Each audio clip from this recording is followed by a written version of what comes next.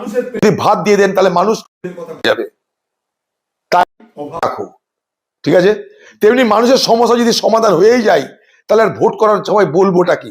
তাই সমস্যাটা তৈরি করো, তৈরি করার পর সেই সমস্যা সমাধানের জন্য কৃত্রিম নাটক করো।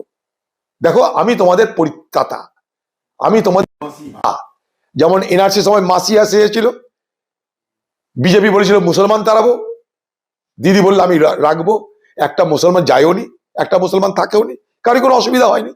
ভোট হয়ে গেল, এনআরসির গল্প শেষ হয়ে গেল, দিদি কলকাতা, মোদি দিল্লি চলে এলেন, এনআরসির গল্প বাংলায় আর হলো না।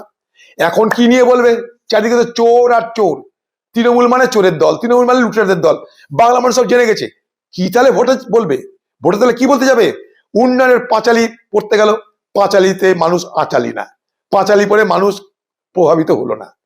পাঁচালিতে দিদি মানুষ, বাংলার মানুষ দেখলো দিদির উন্নয়নের পাঁচালি পড়ে যে এ পাঁচালি বাংলার মানুষকে কাঁদালি আর খোকাবাবুকে হাসালি, তার পাঁচালি। তো বাংলার মানুষ প্রভাবিত হলো না, তাহলে কি করতে হবে? চলো এসআইআর হাতে আছে, সংকট তৈরি করো, ঝঞ্ঝাটে ফেলো মানুষকে। ঝঞ্ঝাট থেকে মুক্ত করার জন্য আমি যাব। বাংলার মুখ্যমন্ত্রী সে চাইছে মাসিয়া হতে, মাসিয়া হওয়ার আগে সে মুসিবত হয়েছে। আগে মুসিবত করো, তারপরে মাসিয়া হও, এটা হচ্ছে বাংলার মুখ্যমন্ত্রীর লাইন।